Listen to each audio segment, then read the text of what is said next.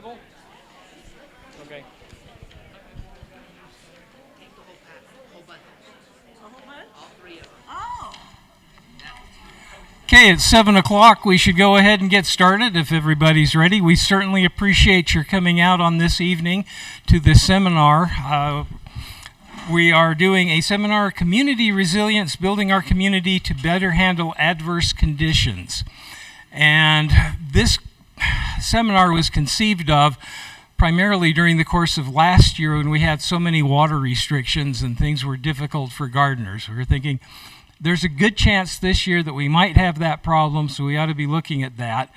And of course, things have changed. They were a little bit wetter than we were expecting. But the other thing is we're living in challenging times, economic times as well. And it's extremely important that you can diversify your sources of food, not just be reliant upon a grocery store, but to be able to grow your own. And I won't even go into the health benefits of being able to do that. But we are along the lines of the water seminar. We found out some information on rain harvesting, and I kind of wanted to pass that along in this seminar as well. Craig Christensen, who is the director of the Bountiful City Water Department, gave us some information I was not aware of. I had always thought that harvesting rainwater was illegal.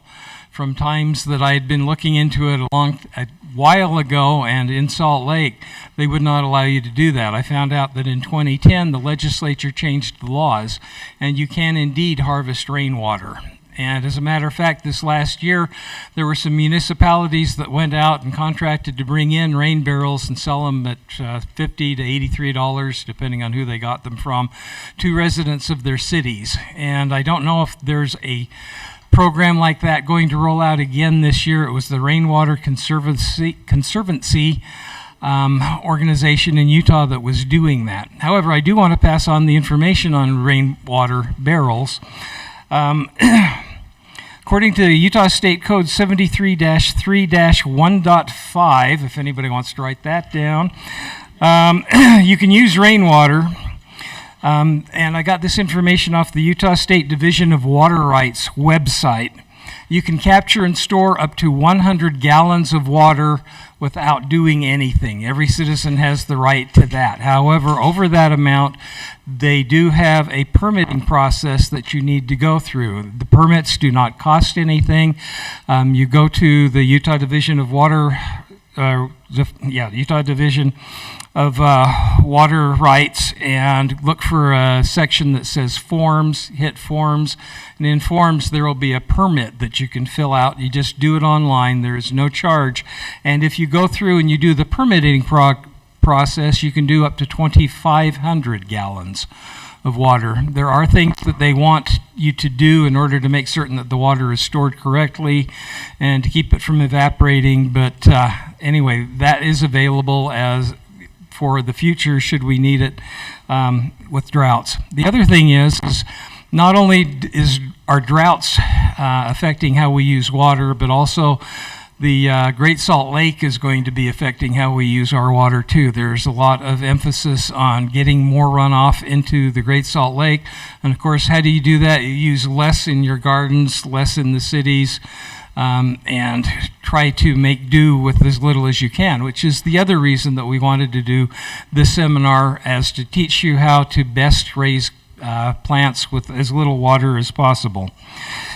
So, Bountiful City Irrigation, I talked to them before going and doing this, and to get an outlook on what the water situation is looking like for Bountiful this year. They said that it's looking good. It's not great because we've got several years of drought to make up for.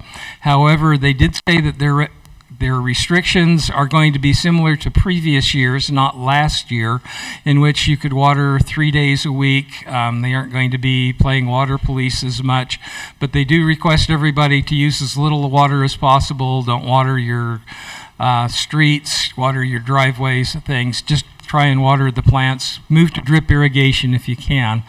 They have not received their allocation from the Weber Water Conservancy yet this year, so they don't know when they are going to start providing water. They are hopeful with the rains that we keep getting, including this week, that they will be able to charge the lines on April 17th of this month. If there is still not, if the water from Weber Water does not come to them in time or in the volume they want, they may hold off till May 1st. But my personal expectation, and you can't quote me or sue me if it doesn't, but I think we've got good chances for the water being turned on April 17th. And also keep in mind that in Bountiful Irrigation charges the lower water lines before the upper ones. So the 17th is the day that they start charging water lines. And depending on your location in the city, it may take till the week after that. So the 24th or so before your yard is charged. But so I think that's enough on the water and water situation. So I'd like to turn the time over to Debbie West. I'm hoping everybody's read the seminar flyer that we put out, but just briefly, she works for Rockin' E Country Store and Gardens down in Woods Cross, just off of 5th South. When we were deciding to do this, several people came to me and said, "Oh, I know the best presenter. You've got to get her for this." And so I asked Debbie, and she very willingly condescended to come and be our star speaker tonight. And so I'll go ahead and turn the time over to her. And thank you very much for coming and doing this. Thank you, Casey.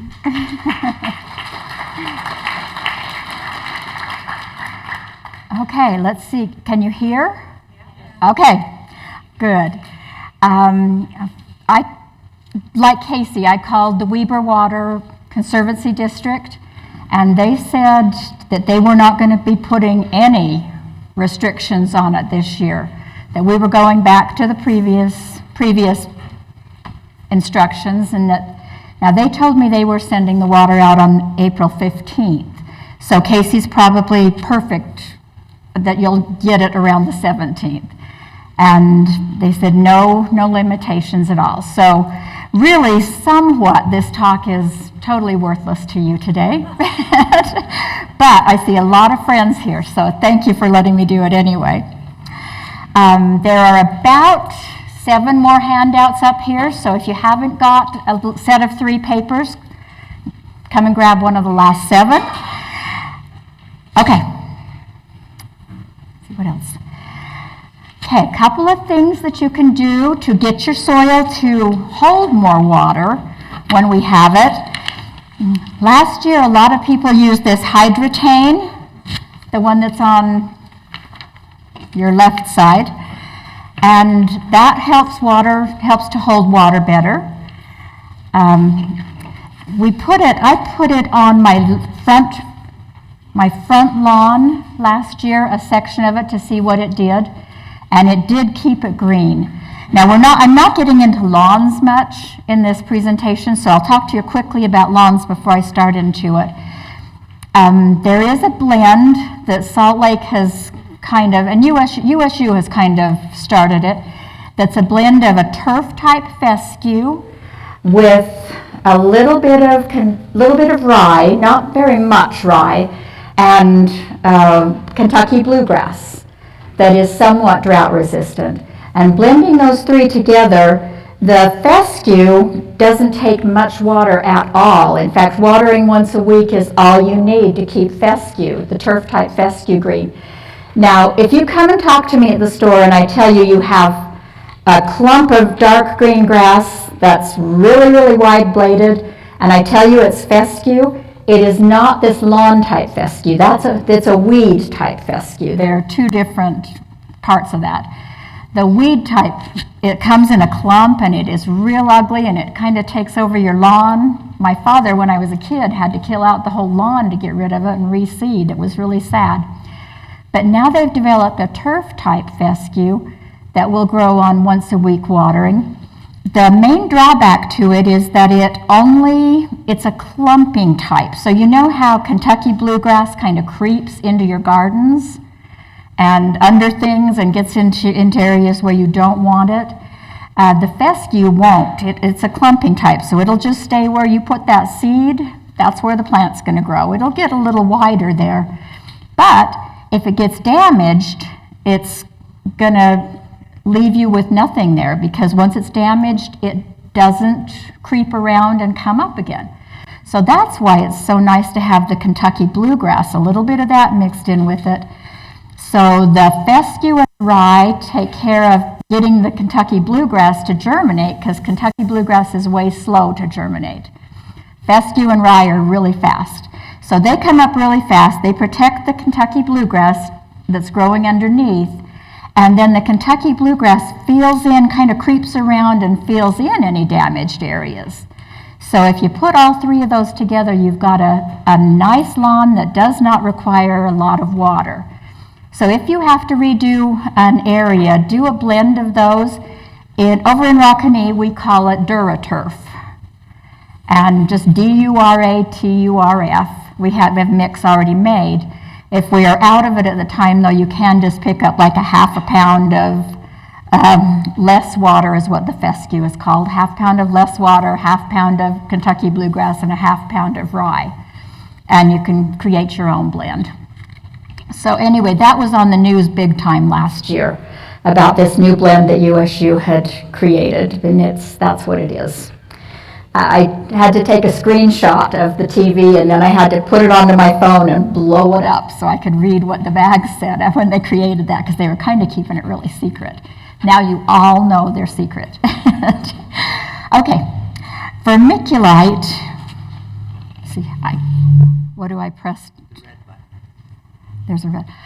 Okay, there are people that know electronic things, and there are people that know garden things. I know garden things, not electronics. Okay, this stuff is vermiculite. And what vermiculite is a rock that is heated so hot that it expands like popcorn. And then those expansion chambers, the areas in that rock that is expanded, they hold the water in. So it keeps the soil from becoming compacted, and it also holds water in between those little slices of the vermiculite. So the hydratane helps I don't even know what it's made of. I think it's mostly humic acid, but it helps hold water, and it did a good job for me. And the vermiculite does. I wouldn't use it on your lawn, though. It needs to be mixed with the soil to work really well. So in a garden area would be wonderful. Another couple of things, compost. All compost is aged wood products. Leaves, twigs, ground up wood that has been aged for at least 6 months. Is all compost is. Mulch, lots of different things. You can get rubber mulches, you can get bark mulches. Mulch doesn't have to be aged, and so that's the main difference between those two, mulch and compost. Compost, as it's breaking down, helps hold water in your soils and in your gardens. And peat moss is an old favorite that helps everything hold water. Now, if you've got sandy soil, adding peat moss to it helps a ton, because sand, the water just tends to go through, and peat moss or compost helps hold the water in to that. Perlite, that's the next one, excuse me. Soil moist granules, they're what they put in diapers and feminine products to hold moisture in. And some people actually put like a diaper in the bottom of their planter box. And so any water that comes there, the diaper will pull the water in, those polymer granules will hold it, and when the roots contact that, they can take it right out of the fabric and the fiber in the bottom of that pot. These granules, they're about the size of a little bit bigger than a grain of salt, but not as big as rock salt. But then they expand to more like the size of like a 1/4 inch diameter. And the plants pull it out. If you mix it, we mix this in our baskets and planters at the store when we do custom planters. Mix it in with them so that they hold water. You probably all know how hard it is to take care of a basket, a hanging basket in your yard, because they get dry so fast. But this helps them a little bit to hold the water. Perlite, if in the soil pile that you see, there's white flecks in it. Perlite is in almost every soil that you get. And what it does is it keeps the soil from getting compacted and getting hard. And it also it's the same thing as vermiculite. It is heated so hot that it pops and does give it chambers to hold the water. It doesn't hold the water quite as well as vermiculite, but it does provide a little bit better drainage. So if you have clay soils, perlite would be a good thing to add to your clay soil. Never add sand to your clay soil, because most of you that have ever made concrete know that adding sand and clay, you've got concrete. So yeah, don't add sand to clay or clay to sand. Okay, coconut coir is the husks of coconut just chopped up. And it does have some little filaments in it that I don't care for, but it does hold the water also. Now this is one that you could put on top of your grass, your lawn, if you wanted to. Just kind of thin. You get it in a brick. It's quite a hard brick, and the brick is pictured up there in the lighter color brown. And one little brick is about 8 inches by 3 inches by 2 inches. And that much, when you add the water to it, it turns into 1 cubic foot of peat moss type material. So it's a little bit easier it's a lot easier to transport than peat moss is, and does a good job with getting you the water, holding water in. So those are some things you can add to your water, to add to your garden and your lawn to help hold the water in.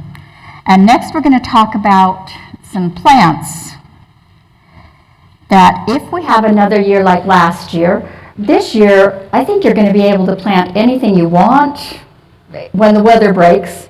Right now pretty much you're stuck with peas and beets and carrots and lettuce, stuff like that. Oh, you can do chard. Yeah. I think you're going to be able to do a garden with about anything you want. But we're going to talk right now on things, if we go through another year like last year, things that you will want to be a little more careful to choose. Sadly, it's all somewhat yucky things, in my opinion. Like, I'm not in love with Swiss chard. And for some reason, the beans that are pictured there, the beans, for some reason, pole beans take 40% less water than bush beans. So if you're limited on water, do pole beans. Put them by a chain link fence, or make a string, or put a netting, attach a net to things, because pole beans, as well as pole peas, take a lot less water to keep them alive. I wish I knew much. I'll have to study more about why. Swiss chard and pole beans. There are a couple of them that do well in drier conditions. Believe it or not, zucchini. Does that surprise you? Because ours seem to wilt all the time. I do love zucchini, though. It's one of them that I wouldn't call yucky. And it's a good one. But while we're here on this picture, can you see the white on the leaves up there? I get a lot of people that come in and say, I've got powdery mildew. What am I going to do? A lot of zucchinis actually just form this pattern. It's not this is not powdery mildew. So I've got a powdery mildew picture next. I'll let you compare the two. The little white dots on them, the dots, this is powdery mildew. But back to this one is not. Usually you look for an angular pattern. If it's kind of got lines making little triangles in the leaves, it's a natural thing for the leaf. If it's kind of in circular patterns, it's usually a fungus. And you can you can Google baking soda fungicide. If you catch it when it's early like this, you can use baking soda to take care of powdery mildew. Okay, and I just stuck this one in so you could look at the white spots. Okay, believe it or not, tomatoes are one that you can grow in a drought condition. They need to be watered. They can get along with watering only twice a week, and that's what we were given last year. Okay, peppers demand heat, and we got heat last year. I would rather we didn't get quite that hot this year if we could have my choice. But peppers can handle a drought condition too. Twice a week is all they demand for watering, but water quite deep so you can force their roots deep. If you water just down 2 inches, they won't survive. If your water goes down just 2 inches, they will not survive that very long when we get hot. So you need to water so it gets down at least 6 inches, and they should be able to survive, get their roots down deep to pull water out easier. And I did tuck in this picture of the peppers with the white spots over here. Can you see those spots on the peppers?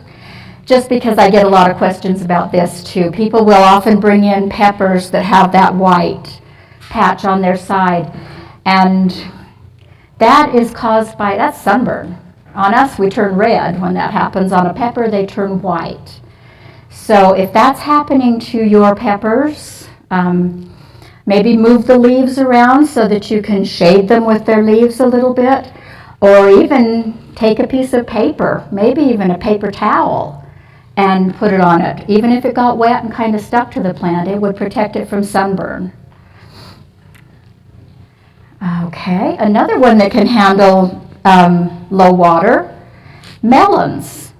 Most melons, except for watermelon. Cantaloupes, honeydews, sadly not cucumbers, it's not quite in the melon family, but cantaloupes, honeydews, Crenshaw, cassava, those type of melons can handle low water. So can almost all winter squash. We've got butternut and spaghetti squash here. Spaghetti squash could keep your family alive. Actually, probably butternut could too. Could keep your family alive in a drought and famine type situation, and it would keep most people happy too. It's pretty good if you add enough butter, salt and pepper. Okay, a couple that I don't care for, mustard greens and okra. They like drought situations, so there's some you can grow with low if you don't have much water. Carrots and beets can handle low water. The beets won't get quite as big as you're used to, and the greens lose their flavor a little bit early. So they don't taste quite as good if you do the beet greens, but the beets, if you use the tubers, the root tubers, they taste every bit as good. Okay, a couple of fruits that don't take much water. Grapes hate water, actually. They're almost water phobic.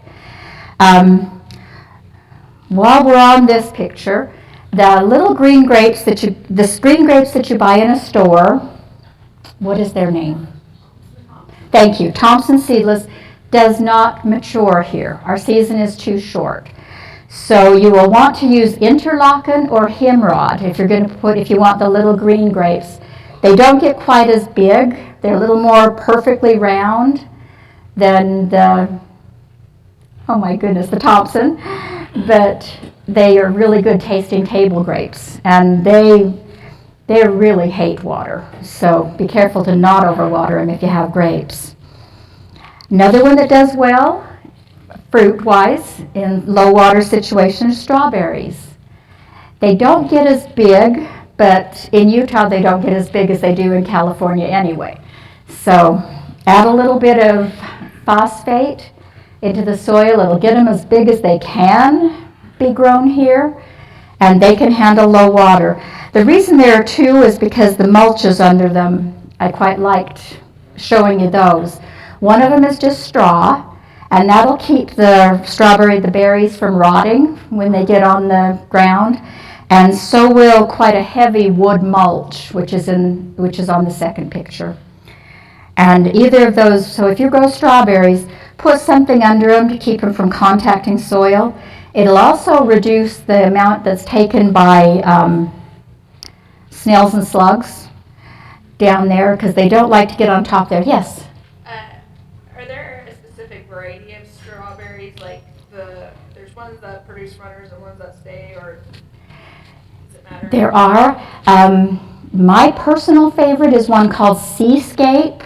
There are actually two. I like Seascape and I like Sequoia.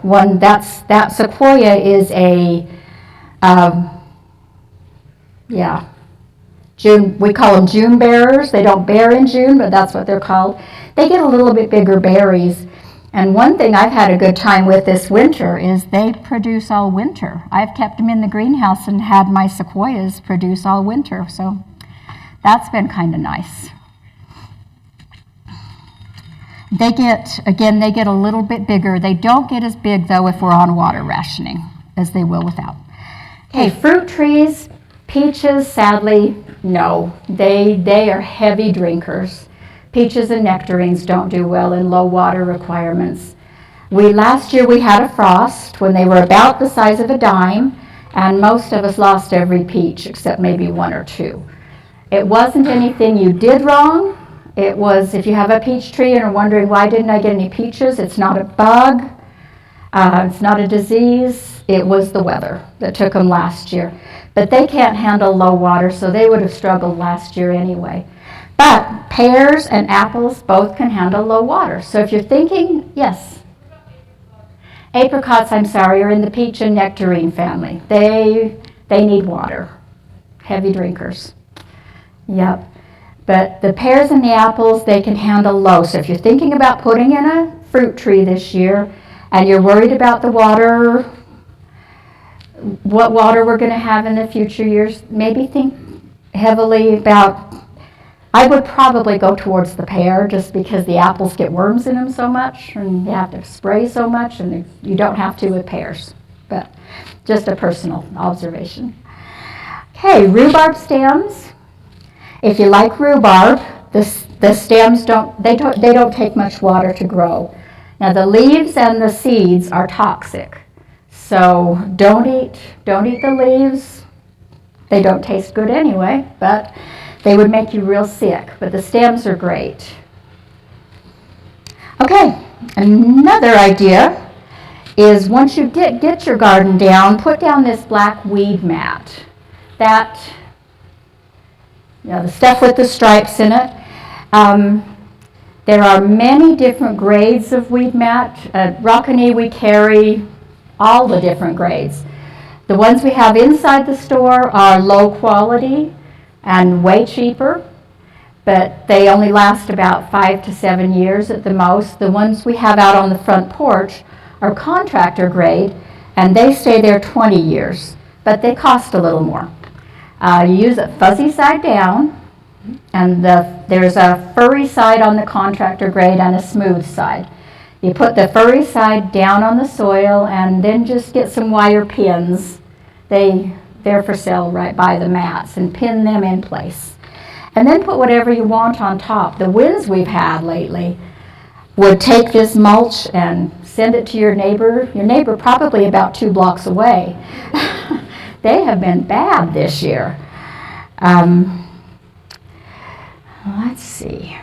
Oh, yeah, an inch or more of some kind of organic mulch on top of all of your plants will keep the water in, a lot more water. It'll also reduce the insects you have, and it will reduce the diseases that can come in. So mulch does a lot of good stuff.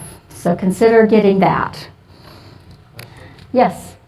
So do you poke your plants through the black plastic? I cut an X right in the middle of that black plastic, about a foot in each way, and then I pull the flaps back and plant the plant, dig the hole, plant the plant, and then press those flaps up right against the stem of the plant so that I'm not getting weeds.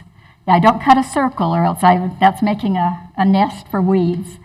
But if you cut an X and then pat those flaps back down around the stem, that's the best way to keep the weeds down. Yes? So you do this in your garden with your garden plants or this in the flower beds? Both. So you pull it up each year after when you're cleaning up? I don't. We do in the vegetable garden. Yeah. Vegetable garden we do. The flower garden we don't. We just use the same. We I'm thinking in the bed. have a lot of perennials, so yeah, we just move the flaps there. Yes, in the back. How does it get water? The water, this is just a woven fabric. The water goes through the weave. So it doesn't that's why the furry side down. The furry side seems to inhibit the weeds from germinating, but the water has no trouble getting through that woven fabric. So you want the fabric cloth, not plastic. You don't want plastic. You're right. Yeah, plastic actually for some reason, allows water to be pulled out. It actually is a detriment to water-wise gardening. I like the stuff, but it is not great. It keeps the water from getting down to the plants, and yeah, it does a lot more damage than good. Yes. When I've left mulch out over the winter, it seems like I have invited all the bugs in the neighborhood to come and nest in my garden. Do you need to take mulch out of your garden before winter every year? Actually, you don't take it out, but ideally you dig it in. You take it, you move it, get the fabric or whatever you put down, and then dig the mulch in and let it become part of your soil, then put fresh mulch on the next year. It's labor intensive, but that's the best way to do it, if possible. Okay.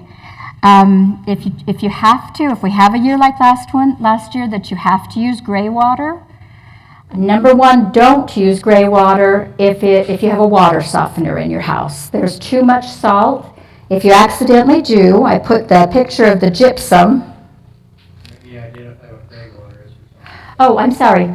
Gray water, for you who don't go camping, is water that you use out of it like a bathtub water after you bath, or if you catch shower water. It doesn't contain enough soap. I know some of you buy insecticidal soap to kill bugs. That is way more concentrated than the amount of soap you have in a bath or a shower. So the bath or a shower water is not soap. The soap level is not dangerous for your plants. You can go ahead and use it, but it does contain bacteria from your body. So you tried very hard not to get it right on the food products themselves, not on the squash, not on the tomatoes, not on the peppers. Put it around if you need to.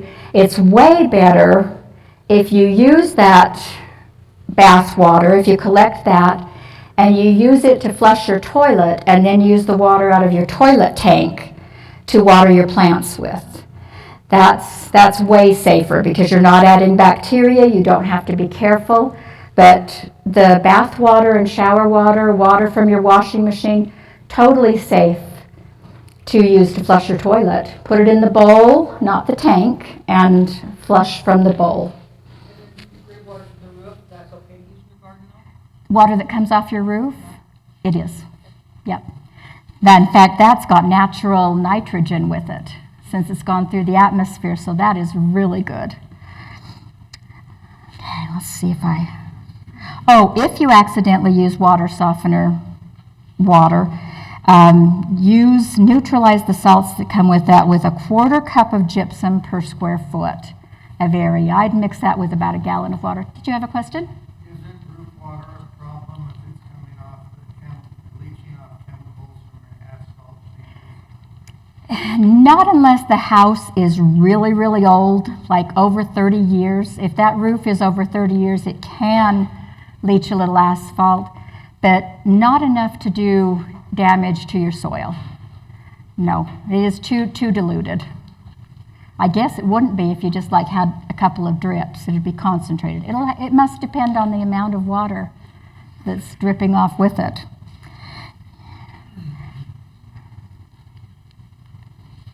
Okay, rain barrels. We actually, in the store, the young man that waters our houseplants that are inside the garden center room in the store, he actually uses this blue rain barrel, and he fills it from the natural water that we're getting, and then he dips out of that, just fills his watering can with that. In fact, I saw him today out dumping out the stock tanks, the new ones, not the used ones, but the stock tanks, dumping them into his rain barrel, which luckily he's really strong. The blue one is not too ugly. It's not too pretty either. But the one that's terracotta color, I quite like that, with a little planter, just a little 4-inch deep planter on the top. And you can have, these both have caps on the bottom that you can turn on to let the water out, to fill things with them. Or this one shows you some pumps that you can use for your rain barrels. The red and white one is a hand one that you just press down and it pumps the water out. It's a power one on the blue tank. And I like the idea of having it on a cart. I'm going to show David that and see if he doesn't want to put his rain barrel on a cart. Have you seen those for sale anywhere, the rain barrels? Or We sell them at Rockany. I think they probably sell them at almost all IFA stores as well. Maybe even Cal Ranch. I think Cal Ranch might have had them too.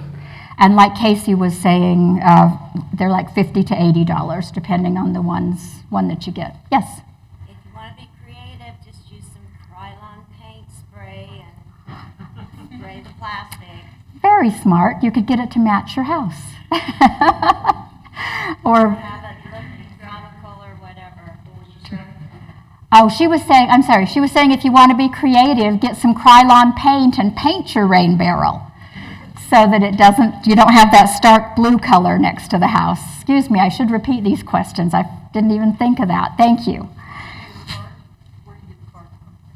The cart, I've only seen that one on Amazon. I'm sure somewhere around here has that. You know what it's called? I don't. Harbor Freight carries. Harbor Freight? Uh-huh. Okay, yeah, the cart you could probably find one that was something like that at Harbor Freight. Harbor Freight's a fun store. You can also make them. Some of us could, not me. Yeah, that's a good idea. Yes. Plastic is notorious for leaching chemicals, so I would look very carefully at the tank that you do use to paint it, so you're not bringing chemicals into that water. You think that could go through the plastic, maybe? Yes. Oh, Krylon will. I had never thought of that. Krylon will not leach? It's Okay. made for plastic. Check into that and make sure, yeah, it is plastic, huh? Made for plastic. Good. Okay. We're going to do a little piece on flower gardens. If you would like to do a flower garden this year, you can probably do a nice flower garden.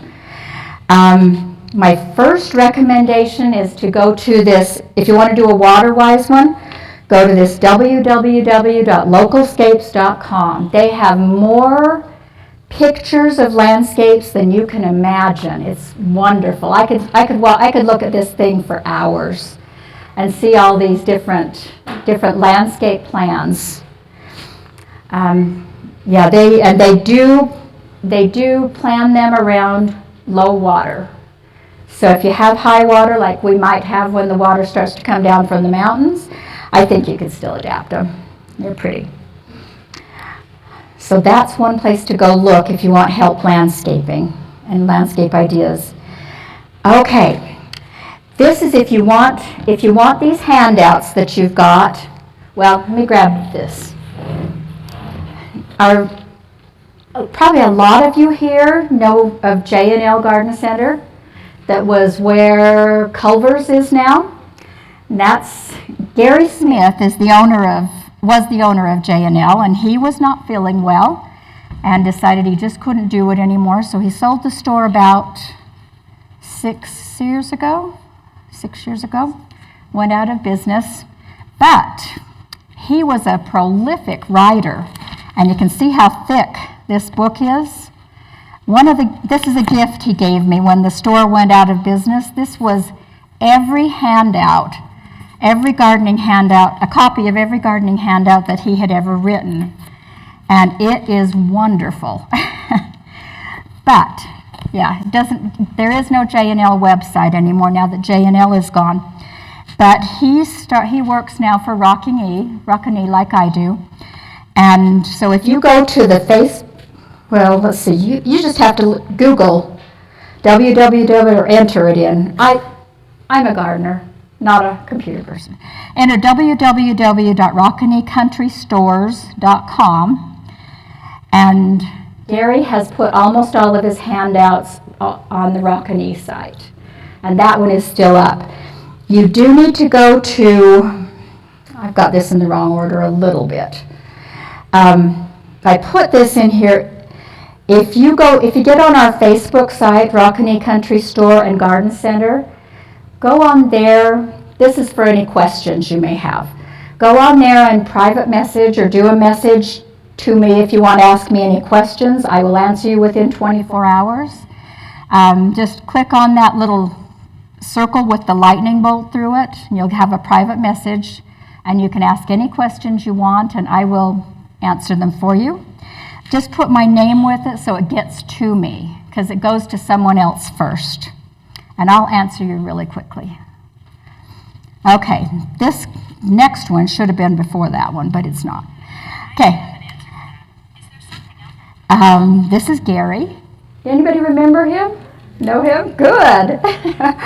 He's wonderful, and he's over at Rockany now. Usually just comes in the morning, but he has changed all of his handouts to say Rockany now instead of J&L. And so then go to the search bar and type in handouts, and if you want the one you've got already, enter water-wise, just enter whatever handout. You'll get a whole list of them.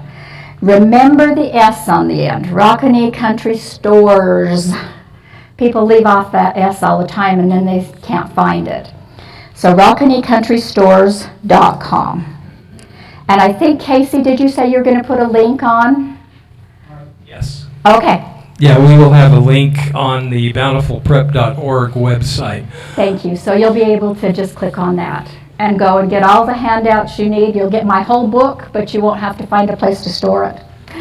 And also, if you're going to be asking questions, if you'll raise your hand, I'll try and get a microphone to you so that everybody can hear, okay? Okay. Okay, next group is some flowers that like low water, that do well in low water. This one, you might know it as portulaca, purslane, moss rose. Real low growing one, only gets about 3 inches high, but doesn't take hardly any water at all. And it doesn't bloom well if it's in a shady spot, so make sure you get it in a really hot, sunny spot. But stunning in bloom all the time, especially this new one. The one on this side is a new one, and it's just known as purslane. Purslane is also a weed, which we don't like. I've heard it tastes good, but don't want to try it. But this purslane, this blooming purslane, is gorgeous and stays in bloom much longer than the old moss rose, the old portulaca used to. It blooms from practically the day you plant it until it freezes. So don't plant it until we're done freezing. These two major not thirsty plants, gazania and geraniums. It's not a real geranium. It's really called a pelargonium. But most of us know it by geranium. Geranium, I have to be really careful in the greenhouse to not water it as much as I water everything else. Geraniums are dry lovers. And the gazania will close up its blossom on a cloudy day. So it needs to be somewhere where it can get a lot of sun too. Geraniums don't care too much. Impatiens and marigolds both hold enough water in their plants that they don't require tons of extra water. Another couple of them, snapdragons and salvia. Now this is the blue salvia, this is Salvia victoria, and this is red salvia, and then there's a red and blue mixed together. They're both, there's a lot of plants in the salvia family. It's a type of sage. A lot of plants are sages. And then ageratum, which is the bluish one, and fibrous begonias. Tuberous begonias take just a touch more water than the fibrous ones. The fibrous ones bloom in sun or shade, water or dry. They don't care. Another one, zinnias. They are low water users. Probably our best seller on the zinnias is the one on this side. That is California Giants. The one on your right side, that's the profusion zinnia. And both of those don't take much extra water. One thing about them, let's go to this next one. When you see the profusion zinnia, back here, the one on this side, that one doesn't get powdery mildew. So if you've had powdery mildew problems with your zinnias, go to profusion and you won't have that problem anymore. When you see the letters XDR on a plant tag or on the plant sign, that stands for extra disease resistant. And so watch for, especially if you loved impatiens at one time, we got a disease called downy mildew, and it stuck in the soil, and none of us could grow impatiens for many years without them looking horrible or dying off. But now they've developed 2 different strains of XDR impatiens, so we can grow impatiens again. And they're called Imara and Beacon, I think, but they'll have the XDR on the tags. So if you want to try growing impatiens again, just look for the XDR on the tags.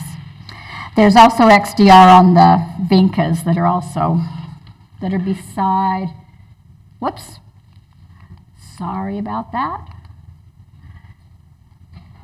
Yeah, these are vincas. The pink ones right there are a vinca.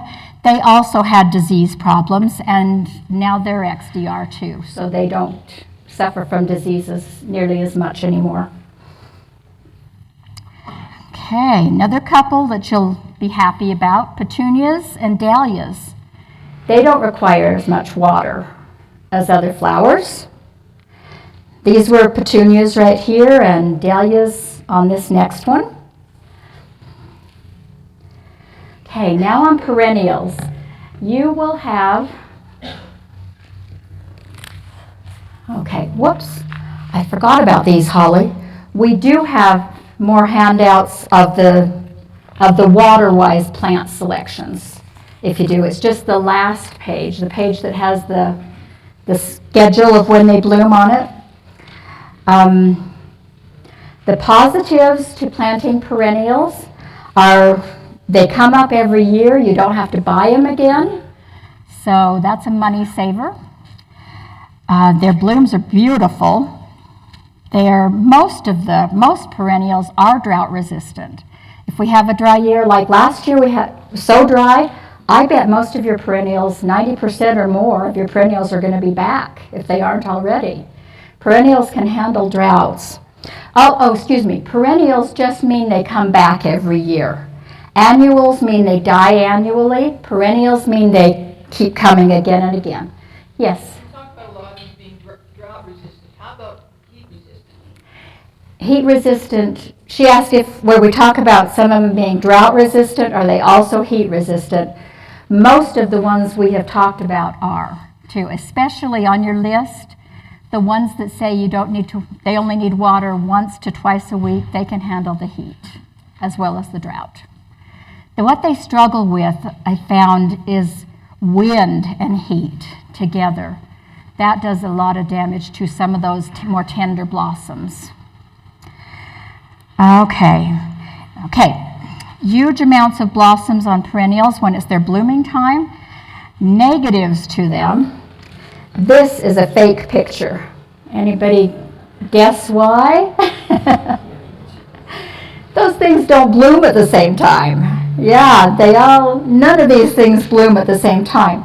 You should have that sheet that says blooming times for perennials, and there's an X that shows you which months they bloom. If you didn't get one, come over to the store. I'll have a pile at the front desk, or go online to the Rockany and look through the handouts and look for perennials. It'll be on there. But the lupines and daisies and, yeah, just all of those. They're gorgeous together, but none of them bloom the same time. So this picture would be impossible for you to recreate. And you'll see that on a lot of catalogs that are sent to you. So many perennials don't bloom at the same time, yet they picture them at the same time for you. A couple of super extreme flat perennials that can handle heat, drought, wind, all of them. California poppies and blue fox. You'll even see some of these beside the highway when you're going down the road, because they grow, well, in California, they do grow everywhere. Coneflowers and yarrow do a great job in heat and dry. Erebus and Abretia, they're starting to bud right now if your yard doesn't have snow. Our yard's still covered in snow. We're in Tooele. It's a nice place to live, but it has a lot of snow. Yes?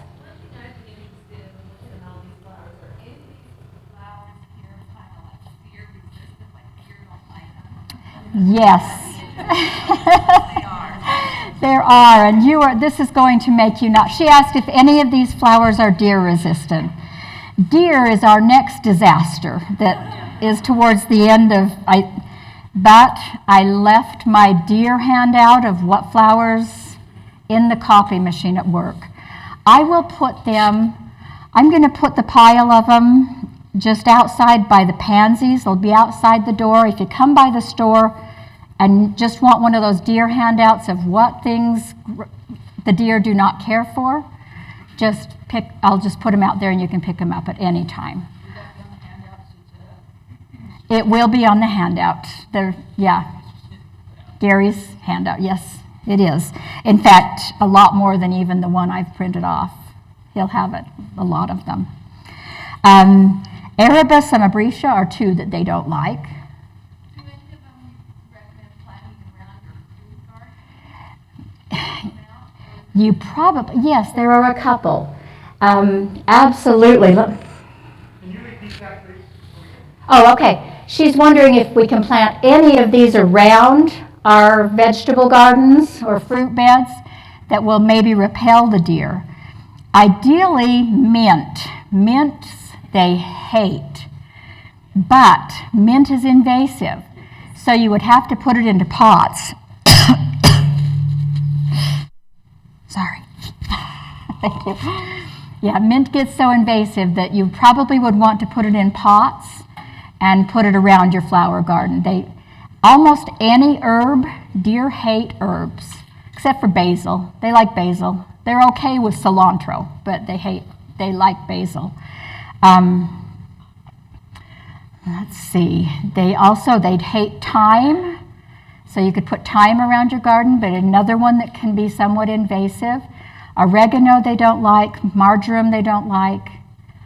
Almost any low-growing herb, but check, if you come in to get it or you're going to do seeds, check online or talk to me about what could be invasive and put it in pots around it. Okay, a couple more, Centranthus and daylilies. They don't like daylilies. Centranthus should make them sick, but they don't know how to read, so they'll try it first. So that they don't look that up, yeah. They don't know that it's going to make them sick. Same with daffodils. Enough daffodils will kill a deer, but they don't know that until they eat your daffodil. They love your tulips. That's their favorite. Tulips and roses and hostas. Their three favorite, and euonymus. 4 favorite foods. Okay, another couple, lupine and liatris, Shasta daisies and delphiniums. these next two are my two favorites for long blooming. If you need a perennial that will bloom most of the summer, this is Coreopsis in a golden red color and a pink. That one will bloom most of the summer. And these are Gaillardia, and that's another one that'll bloom most of the summer. They do like to be deadheaded to bloom profusely, so cut off the dead blossoms, don't let them produce seed. Another two that are real long bloomers. This is the true geranium. Most people call it cranesbill, but it's really the true geranium. And dianthus. They bloom most of the summer.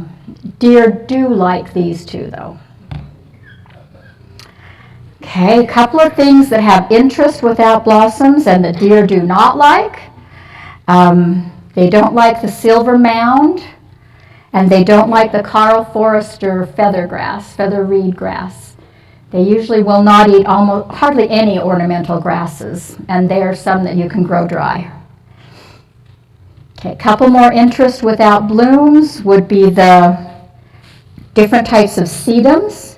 The bluegrass, this one right up there, the kind of grayish blue grass, that's called Elijah Blue Fescue, a real drought tolerant one. In fact, I don't think you would have to water this one ever.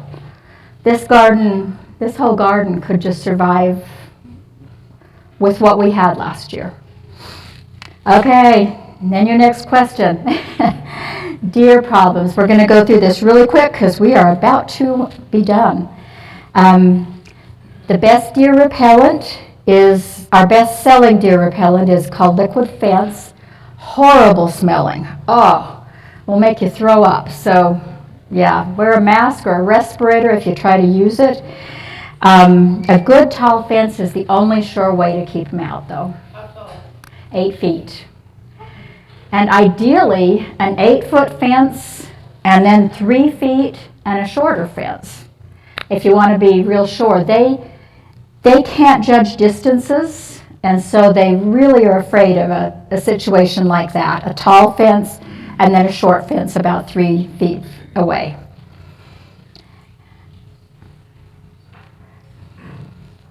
Okay, things that they don't like. This is the handout that I left in the copy machine. They hate onions, leeks, garlic, asparagus, carrots, eggplant, lemon balm, sage, dill, fennel, oregano, marjoram, rosemary, thyme, and mints. Especially hate mints. Okay, and they hate lavender, artichokes, rhubarb, parsley, tarragon, hot peppers, Brussels sprouts, Swiss chard, kale, horseradish, borage, and anise. But like I said, they don't know until they try them once how much they don't like these. You bet.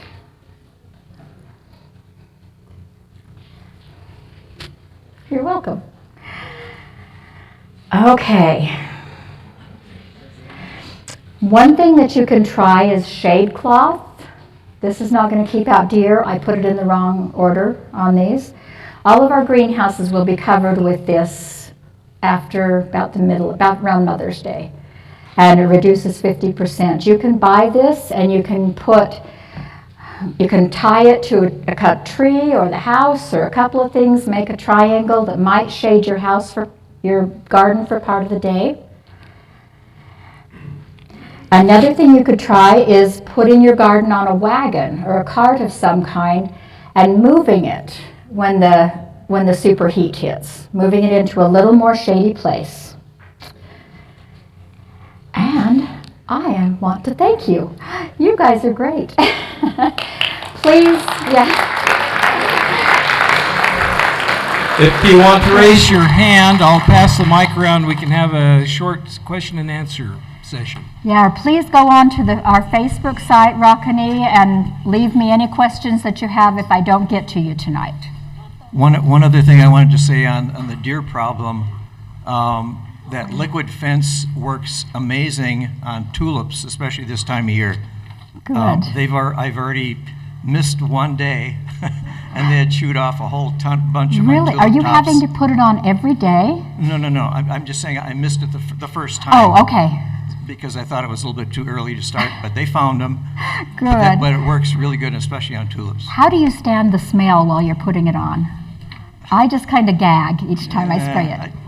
I can take it. You can take it. Okay, good for you.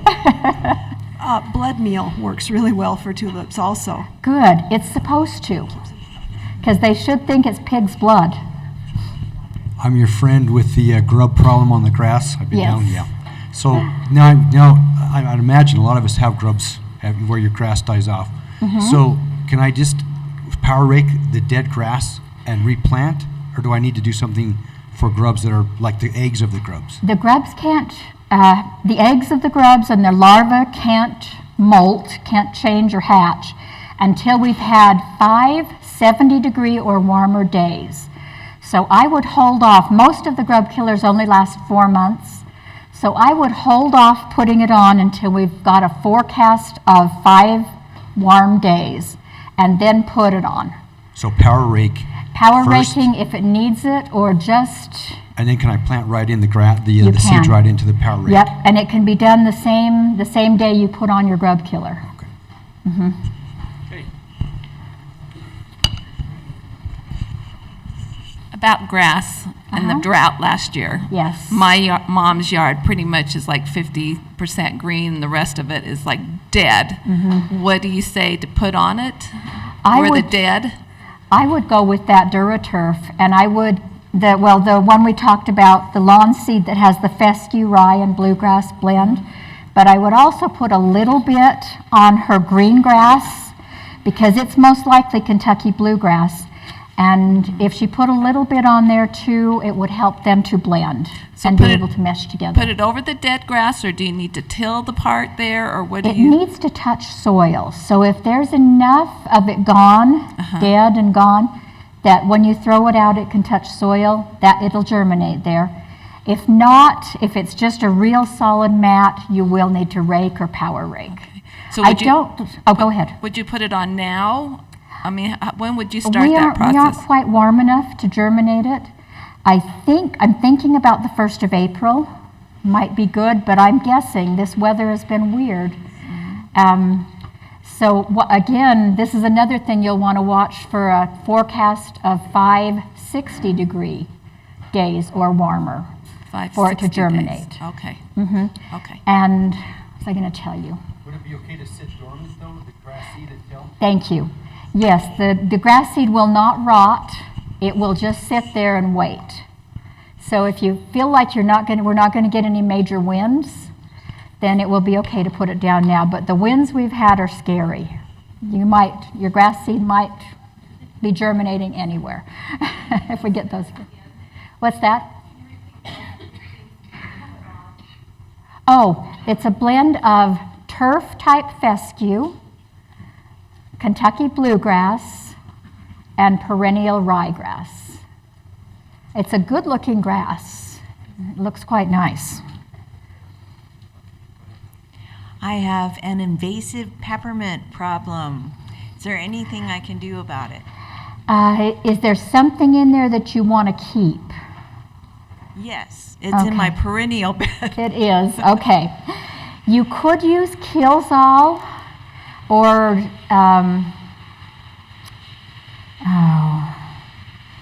there's one that starts with a D, Decimate.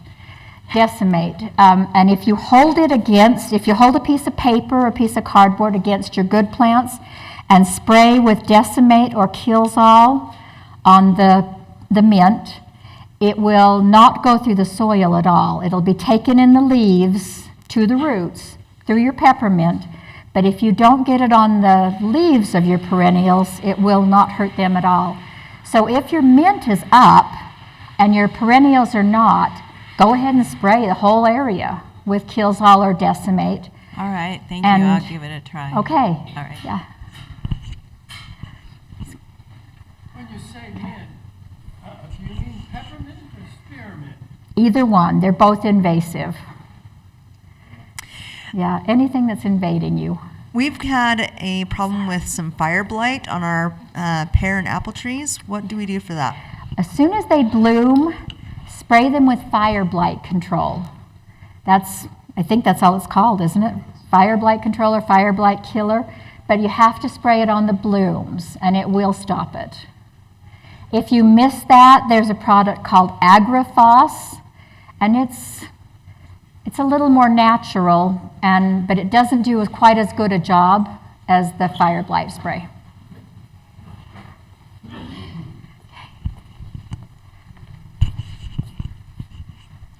What is your opinion on artificial turf? Artificial turf, do you want to tell your opinion? He used to work for a school district and had their construction and had to look into that deeply. I think artificial turf generates way more heat. Yeah, how many degrees? Do you remember? Sometimes 80 degrees more. Yeah, sometimes up to 80. It actually does damage to football players' feet if they should take off their shoes on an artificial turf. I think it's lovely to look at, but it generates so much heat that till they fix that problem, I would hesitate on that. What would you suggest as a grass type for a shade area where the trees are just big and full and the grass is dying underneath them? I would go with that turf type fescue alone. It can handle shade. Or if you can find creeping red fescue, you might have to go online to find creeping red fescue. That's a grass that can grow in solid shade. Okay, we're going to let this be the last question. We need to be closing up. So. Okay. Lucky me, I just squeaked in. When you were talking about grapes that are really drought tolerant, you mentioned a couple of green. What are some red ones that you would recommend? Oh, my favorite is Red Flame. Red Flame or Glenora. Glenora is a little more purple. Red Manuka. Black Manuka. Red Suffolk. Yeah, those are some of the darker ones that are really yummy, but Red Flame is my number one among all those. Thank you. Thank you. And then I have an almond tree that has got some kind of grubs or borers in it. I've noticed I've got bubbles coming out of the trunk. Yeah. Should I do like a copper spray or? Won't help. You'll want to clean off all the goo you can, the bubbles that you can, and then I don't know of a natural way to get rid of the borers, but there is a product called High Yield Indoor-Outdoor Spray, and you mix up a little dish of that and paint it with a sponge or spray it on the tree trunk once a month all summer, and it will get rid of them. Okay, thank you. Okay. Thank you. Okay, we'd like to thank Debbie for the presentation. Thank you all for coming. Thank you. And we appreciate you all coming out. We will have a seminar in the fall. We've yet to have a topic to publish on that, though. But keep a lookout on bountifulprep.org. We text things out through the city Twitter account, and we're trying to be a little bit more pervasive on Facebook, but we'll see. Thank you again for coming. Appreciate it. Thank you all. Yes.